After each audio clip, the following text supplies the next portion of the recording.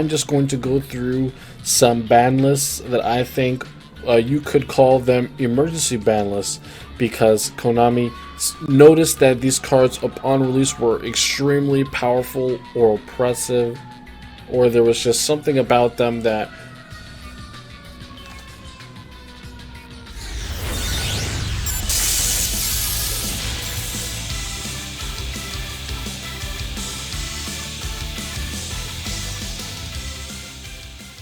What's up, guys? Daily Kamell here, and welcome to a quick episode of What Does Kamell Think? I'm going to be talking about something that a lot of people have been talking about recently, and a lot more recently because of the card that I have on screen, and that topic is going to be, does Darklords need a emergency ban, or do they need several cards from the now optimal deck list on the next ban list, or on a ban list before the KC Cup begins? That is what people would refer to as an emergency ban list. So we'll get into some examples of some emergency ban lists later, but let's kind of get into first why Darklords are getting to this point, and why this new card makes that so much crazy, right? So it's not too much to explain. Star Lords, right? Stick and Share Darklords is an extremely consistent Xyz deck that has a lot of draw power and a lot of sustainability from how Darklords are able to reuse themselves, keep themselves on the field, and creating a card advantage for you while limiting your opponent's monster effects, and while you are doing that, you're also drawing like crazy with your Star Seraphs and your Xyz summoning, and creating leads for yourself every single turn. So the deck is very consistent, it has great card economy, and it is extremely easy for you to snowball a lead with just about any opening hand. So one of the only decks that can stand up to Stick It Star Lords is Blue Eyes. Now Blue Eyes, not as consistent as Star Lords, but it has some pretty explosive effects, and the monsters have pretty nice staying power with Spirit Dragon, and they can create Blue Eyes monsters during the end phase very easily. Now, this comes in comes FA Hang On Mock, an SR card and the rarest card of the FA archetype, just added to Duel Links. This is a level 4 wind monster. Gains attack equal to its level times 300, unaffected by activated effects from an opponent's monster whose original level is lower than this card's level. Each time a FA spell trap card is activated, you can increase this card's level by 1. If this card is level 7 or higher, any card sent to your opponent's graveyard is banished instead. So this card is essentially used in the FA archetype. You're supposed to use a bunch of spell and traps to manipulate your FA's level, and then boost it up with its own crazy effects, giving it 300 times its level. It cannot be destroyed by opponent's monsters or effects, no activated effects, and it banishes all of that stuff from the graveyard as well. So why is this being broken? It is because of this. Alright, so if we come over here to 5D's world, we have the skill level augmentation. Reveal one monster in your hand and select one monster on your side of the field. The selected monster's level increase by the level of the monster you revealed. The skill can only be used once per duel. Now, yes, this skill is being used to absolutely break FA Hang On Mock. You use this, you reveal a Darklord monster in your hand. When you have summoned the FA Hang On Mock, you do not even have to summon the Darklord monster because they all have obscenely high levels, 9, 10, 11 in all of the levels of that kind. And you increase your Hang On Mock to level 13 or 14. Because you can't chain cards to the activation of a skill, this goes into effect immediately. You immediately cannot be destroyed by your opponent's monsters or card effects, and you start banishing cards that your opponent would send to the graveyard, they get banished instead right away. So you can already see how this hurts Blue Eyes. They cannot banish their Whitestone. They cannot... I mean, they cannot discard their Whitestone with any of their discard cards, like Cards of Consonance, Melody of Awakening Dragon. They can't send it to the graveyard with Sage. In all of those scenarios, their Whitestone and Ancients will be banished instead, and they won't be able to remove the Hang On Mock from the field with the activated effects of Vermilion Dragon Mech, Blue Eyes Alternative Dragon, or Hieratic Sun Dragon, Overlord of Heliopolis. So it is shutting down just about all forms of counterplay from the other best deck in the format, and most of the other decks really don't stand a chance against Carlords, is what we're calling it, as you would have seen on the power rankings if you want to go check out that video. So now, we've already established why this deck is so crazy good right now. Let's look at some other examples of when Konami felt it was necessary to do an emergency or preemptive ban list. We're going to compare them. Okay, so here's our Darklord deck list. Now keep in mind, we have Ishel, Contact at 2, and Sanctified at 1.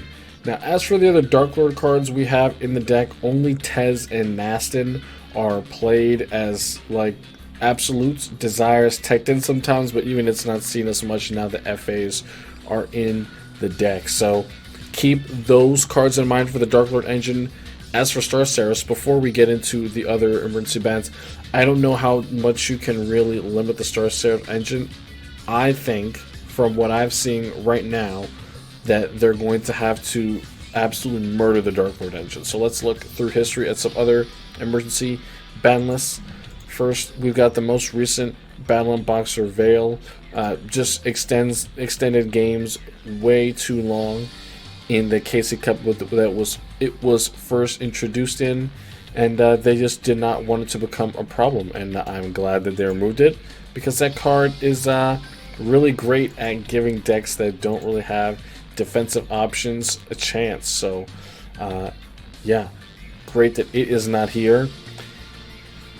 How does that compare to Stick and Share Darklords? Carlords right now, I don't think that they are there. They are extremely oppressive, but as you will see as some of the other examples that we have to go over here, I don't think that they come rather close, right? So let's check it out. Something that many of you may remember long ago, Bamboo was an FTK strategy.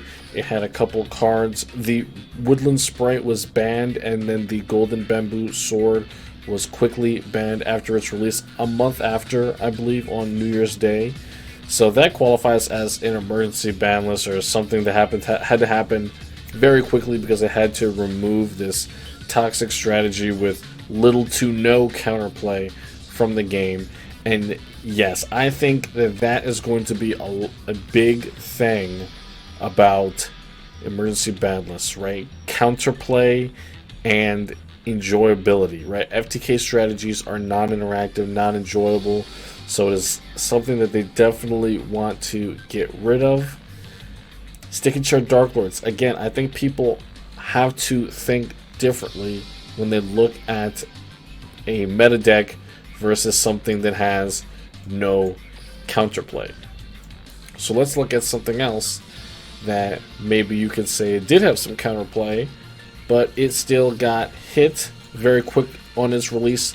Kiteroid and Assault Blackwing Rhykyria the Rain Shower. Blackwings got hit. This was Blackwing's very first hit. Rhykyria was the most powerful boss monster, being able to play multiple of them along with cards like Enemy Controller, Treacherous Trap Hole, Hey True Nade was very powerful in Blackwings at the time, so this was to remove their access to semi-limited cards. That's to be expected. Darklords already don't have access to semi-limited cards. Kiteroid also limited to 2 to make sure that decks that ran semi-limited cards couldn't run this, and also that you could not run 3 and make this card extreme overly oppressive than it needs to be. So again, I think we're looking at different things here. You know, these are not things that were just very strong that were emergency banned. They were things that were, you know, straight up, they were problematic, or they were going to be problematic very soon. Another one that people will remember that happened very close, and this one is something that a lot of people argue about, is not that one. It is the emergency banning of Witchcrafter Holiday. Yes, this was limited to 3 so that it cannot be used with Charge the Lightsworn, and just basically they wanted to get rid of the mill strategy in this deck, and this was an easy way to do it. Now this was maybe not an emergency nerf, but it removed this because they wanted to promote other things. Is the only real reason that I can say. The mill strategy is not something that Konami really historically likes, so it doesn't surprise me that they wanted to get rid of it. Has Darklords displayed any of that yet? You could argue that. Evilswarm Ouroboros is a new card that rips a card out of your opponent's hand before they can do anything about it on turn 1. Is it to the level of something like this, though? Or something of the other things we were talking about? I don't think so. I think that the cards in Darklords, or whatever you want to call it, they all come together very nicely to make a extremely consistent, extremely powerful deck to combat the most powerful deck right now, which is Blue Eyes.